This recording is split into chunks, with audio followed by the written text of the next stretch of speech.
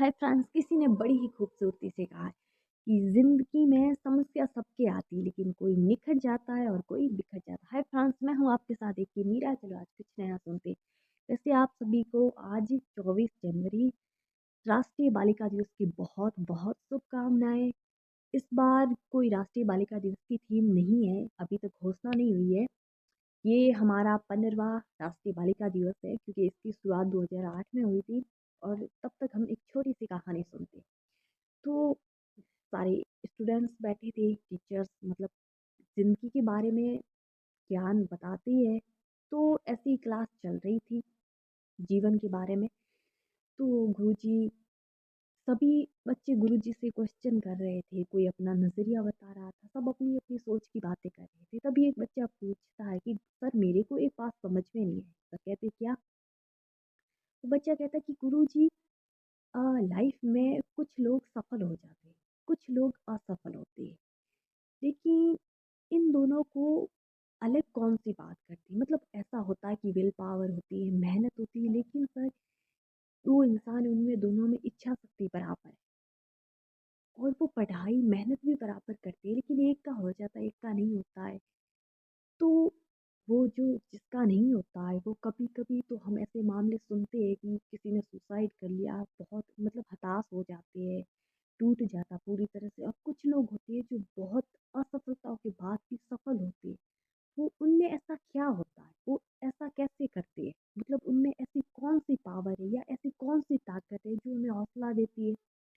तो सर ने कहा कि तुम्हारी बात तो बिल्कुल सही है, लेकिन तब मैं एक छोटी-सी कहानी बताता हूँ, फिर तुम खुद बता देना कि कौन-सी चीज़ है। तो सर कहते कि आपने बंस का नाम तो सुना ही होगा। उनकी बहुत बड़ी दुकान होती है मार्केट में, बहुत अच्छी चल रही थी, मतलब बहुत प्रॉफ़िट मिल रहा था। मार्केट बहुत अच्छा था, तो उसमें आग लग जाती, सारी दुकानें जल जाती। जो बाकी वाले लोग थे ना, वो बहुत टूट जाते, क्योंकि अपनी आँखों के सामने अपनी मेहनत पर पानी फिर गया। तो सभी ने कहा कि हम तो ये शहर छोड़कर जाएँगे, बाहर कोई ना कोई बाहर आजीविका का साधन तलाश ही लेंगे, कुछ ना कुछ कर ही लेंगे।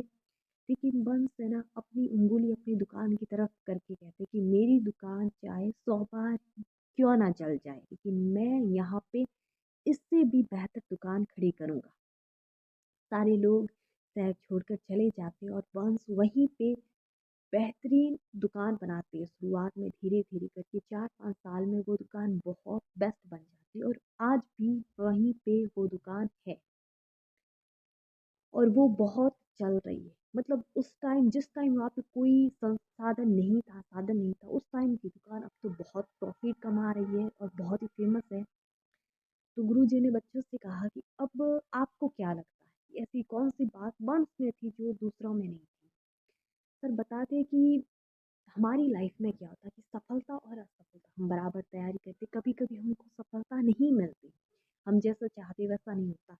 हम 2 साथ में तैयारी करें, साथ वाले का सिलेक्शन हो जाता, हमारा नहीं होता। हम बहुत हताश होते हैं, साथ वाले के चाहे रैंक कम आए लेकिन सिलेक्शन हो गया। हम टूट जाते कि बराबर मेहनत की, इसका नहीं हुआ। नहीं, मेरा नहीं हुआ और इसका हो गया, ऐसा कैसे हो सकता है? लेकिन फिर भी हम मेहनत करते हैं और अगली बार क्या पता हमारा सिलेक्शन भी हो जाए और रैंक बहुत अच्छी आ जाए। तो कभी-कभी क्या होता है कि कोई इंसान होता है, उसका नज़रिया क्या होता है, हम नहीं जानते हमारी लाइफ में क्या होगा, हमारी ज़िंदगी का अगला पन्ना क्या है, उसमें दुख है, सुख है, कुछ भी नहीं जानते। क्योंकि हर सब्जेक्ट का सिलेबस निर्धारित होता है, चाहे कोई भी एग्ज़ाम्स हो। उसमें से हमें पता है कि इस सिलेबस में से ही क्वेश्चन आएँगे, लेकिन लाइफ का कोई सिलेबस नहीं होता, आउट ऑफ सिलेबस। लेकिन हमारे अगले पन्ने में क्या होगा, ये हम कभी जान नहीं सकते। तो हमें क्या करना चाहिए, हर पन्ना जिज्ञासा और खुशी के साथ खोलना चाहिए। चाहे और लाइफ में हमेशा नज़रिया ये रखो, ज़िंदगी में चाहे कैसी भी सिचुएशन हो, उससे हम डील कर लेंगे। यदि लाइफ में अच्छा हुआ तो बहुत अच्छी बात है और अच्छा नहीं हुआ तो हम खुद उसे अच्छा बना लेंगे।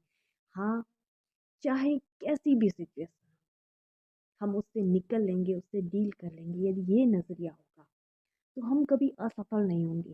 कहते हैं ना कि रास्ता बना बनाया मिला तो बहुत अच्छी बात है और नहीं मिला तो हम खुद अपना रास्ता बना लेंगे।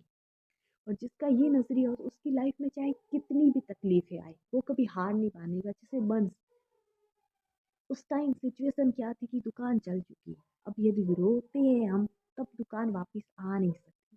बुरा तो बहुत लगता है, लेकिन हम उस टाइम क्या करना, हमें पता है रोने से कुछ होगा नहीं, कुछ दोबारा शुरू करना होगा, वहीं से जीरो से शुरुआत करेंगे, लेकिन करनी तो होगी। बस यही नज़रिया होता है।